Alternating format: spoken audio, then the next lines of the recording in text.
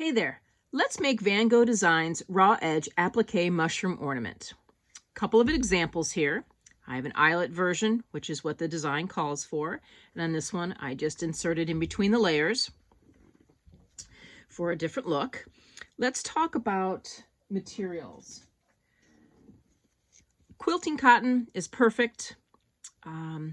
Couple of other versions. These are earlier versions, so they may look a little different, but this one I used felt for the stem. You can use felt for the top, for the inside. It just depends what works best for you and the look you're going for. This one I actually used vinyl down below, just because it went well with my upper fabric, and because this is vintage VW fabric, I wanted something a little bit different to complement the car. So anyway, so a couple of different ways you can do it. Just pick your choices. My favorite is using quilting cotton, and actually have a linen that I will show you. Okay, so the mushroom ends up being approximately 2 1/4 by 4 inches. The pieces you'll need are a back and a base, a top, an underside, and a stem. So I have my fabrics here. I'm using a linen for the base and the back. That's your first step and your last step. Those are the first things you put down and the last things you put down. And then they're approximately 4 by 5. So I often, after I make one, I'll just use that as a guide. And then for the top of the mushroom, approximately 3 1/4 by 3 1/4. I'm just using a scrap. You can see it's not even perfectly, it's not a perfect square, but just whatever scraps you have around. This is a great scrap buster. I often save the prettiest of my fabrics. I save pieces just because, I don't know, sometimes I have trouble throwing them away. The underside of the mushroom, 2 1/2 by 1 1/2. So here's my piece. I often just grab whatever scraps I have, and then I can play with placement and see what colors I like best on it. And then the last part is the stem, 2 3/4 by 2, and there's my piece. I picked a color similar to my base and my back, but that's fine. You can pick whatever you want. Sometimes I use a wood fabric, wood grain, like on these. I used 2 different wood grain fabrics. So it's just whatever you like.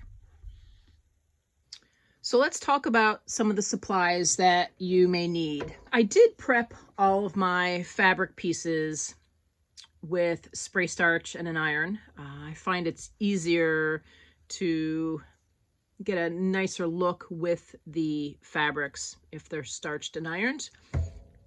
I have a few different pairs of scissors that I use. I'm also using this skinny masking tape, just got it on Amazon. So I use a few different pairs of scissors. This is actually a cuticle scissor that I got at my grocery store for 99 cents.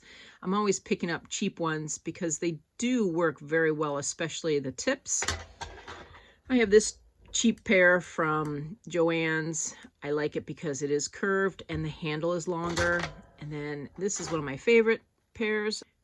It's serrated, it's small, it's very sharp, never misses a thread, but I can't always get my hand in there, so that's why sometimes I like this and sometimes I like this one. So I have a couple different pairs that I do use when I'm cutting the applique. Tape is for holding down my fabric pieces, which is why I made them, some of them just a little bit bigger. All right, so I have my design loaded. I'm using my 4x4 hoop, and I'm using an NQ 1600 in case you were curious. So I have cutaway stabilizer hooped, 3.5 ounce, and I am ready to go here. So the first step, there are 11 in total. The first step is placement.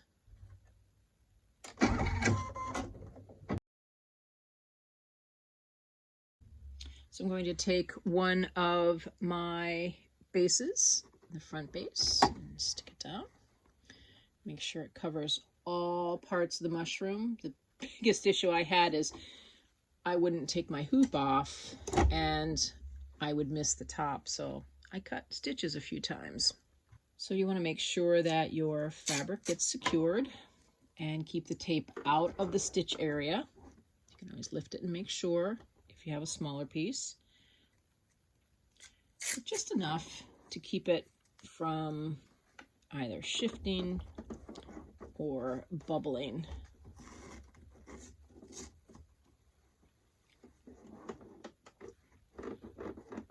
All right, so that was step one.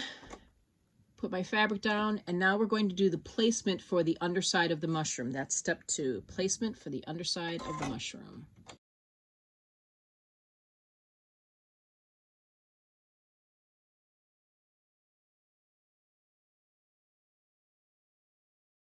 Okay, so now we need to place our underside of the mushroom fabric.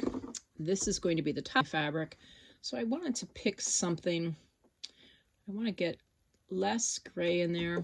So I'm going to go ahead and just play with where I want it. So if I want the blue in there, I just have to make sure I'm covering all of the stitches.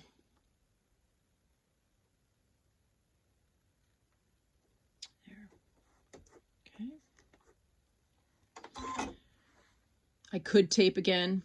I'm going to go ahead and go without.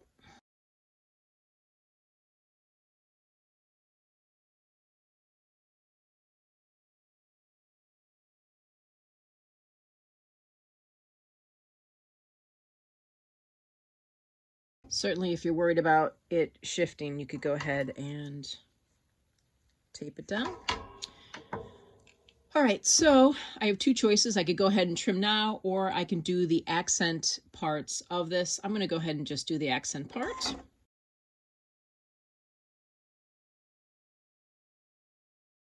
Okay, so you just can't forget to do the trimming of the piece.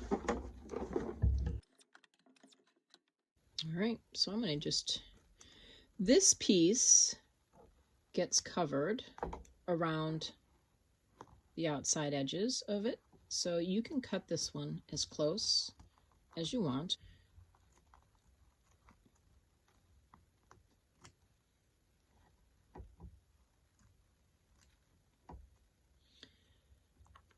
I can leave that there. I can trim it. It doesn't matter. It's going to get covered with the stem fabric. It's hard to do one-handed.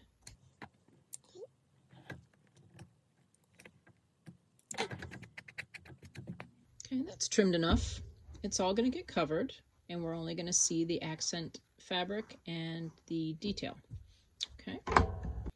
Okay, the next step is the placement for the top of the mushroom.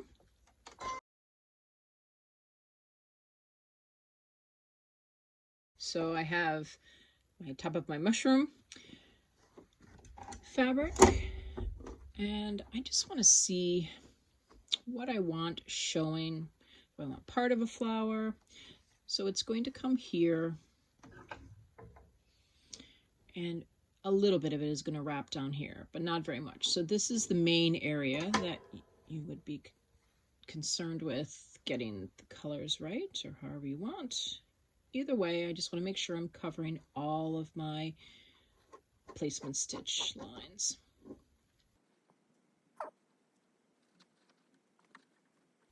Okay, I think I like that. Again, I could tape it down.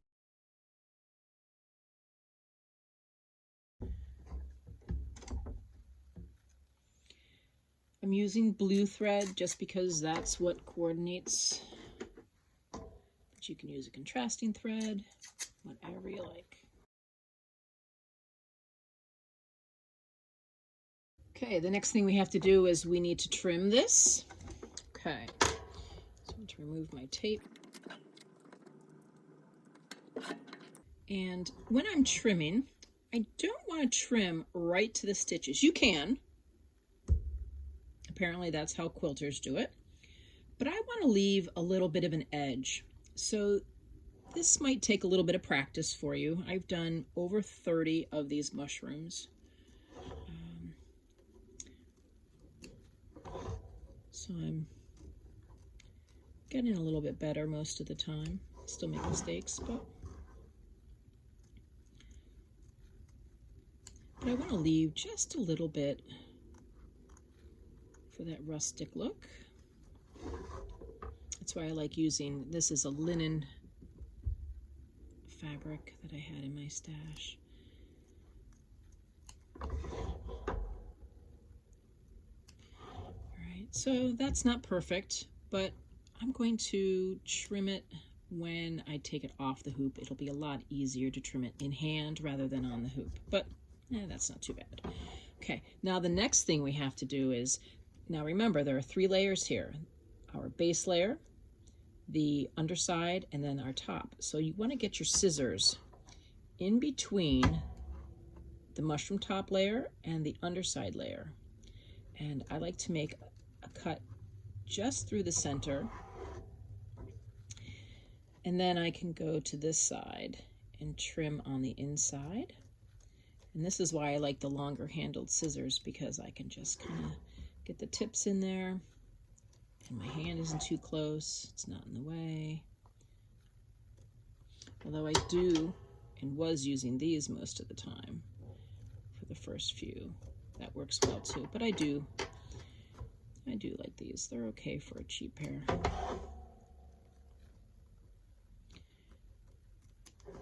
Again, I want to leave a little bit of a lip, a little bit of extra fabric there.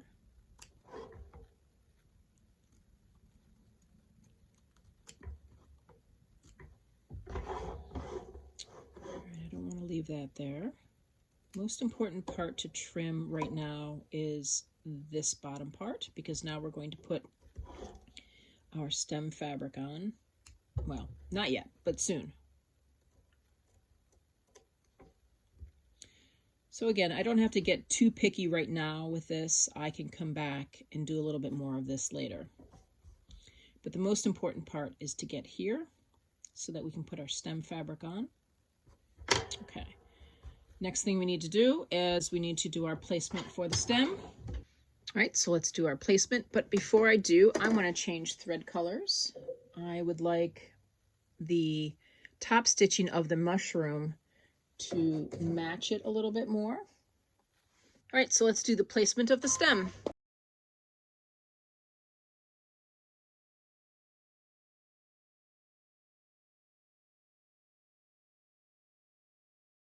Okay, let's tack the stem down. Put my fabric over top. I'm reusing my pieces of tape.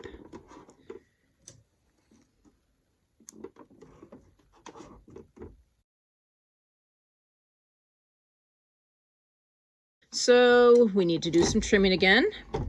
So now we need to trim the material of the stem. And for this, it's personal preference, but I like to trim my stem closer than I trimmed the top of the mushroom. Just personal preference. So I'm going to trim it nice and close. It's just the look that I like. I didn't on all of them, but just going a little closer than I do on here.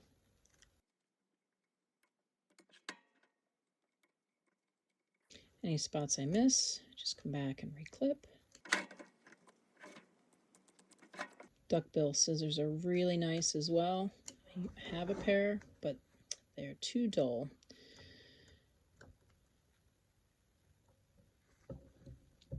So I can see that this is longer than this side, so I just want to trim it a little bit. And I might even come back and do that afterwards. It's easier when it's not in the hoop. There we go. We are just about done. Okay, so next thing we're going to do is put the accents for the mushroom. I'm going to change my thread one more time. All right, mushroom accents.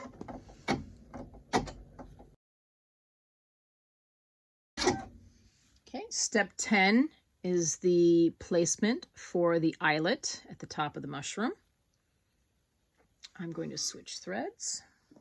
Since this thread will get covered up, it doesn't matter what color it is.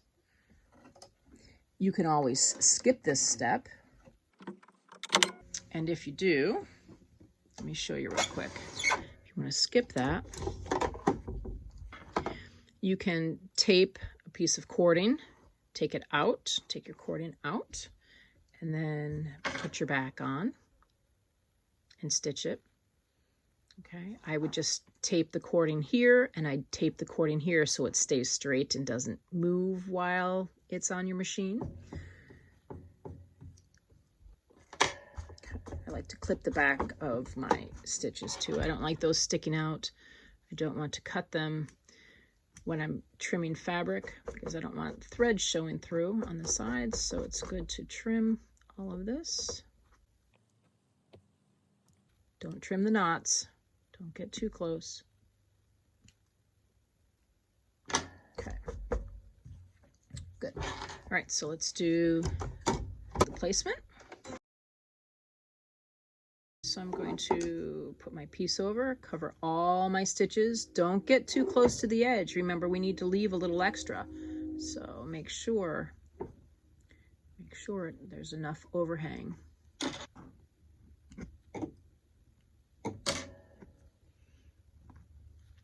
This one you're definitely going to want to tape down. And I'm going to use the tape from the front of the hoop because I don't need it on the front anymore.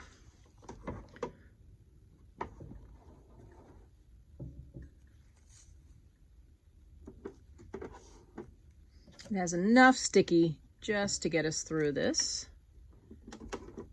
Nice and flat. Okay, nice and flat.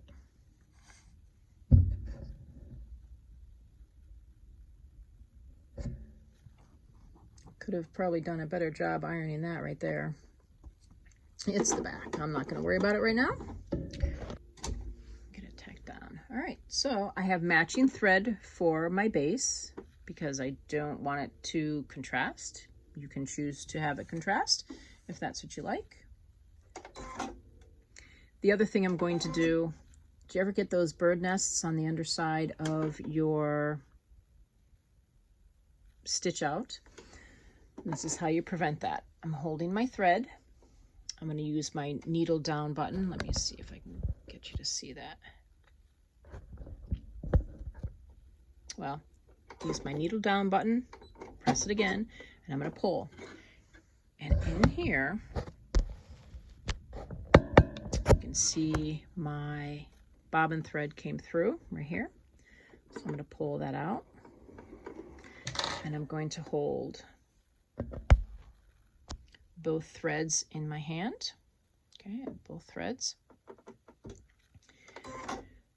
Drop my presser foot again, and then I'm going to continue stitching. I'm going to hold this while it starts stitching.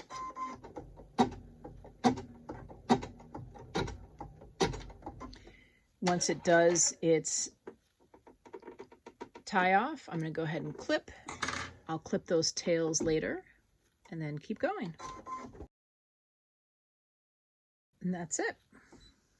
So let's take a look. Okay, so there we are. Cut those. Let's see how we did on the back. Perfect. Just have the knot.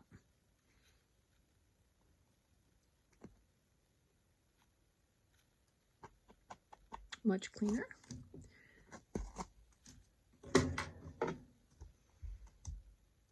And that's it. So I'm going to go ahead and cut it out. I would cut it out like I would, say, a key fob or something like that. Just a little bit of space to the outside of the final stitch. Sometimes I didn't trim enough, and there's might have been a gap on one side compared to another. I can just go back and trim a little bit more.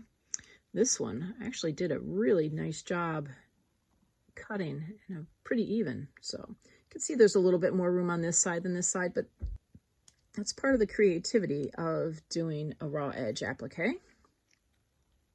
So I'll probably come through and clip a little bit of this, just a little bit more, just to make it a little bit neater.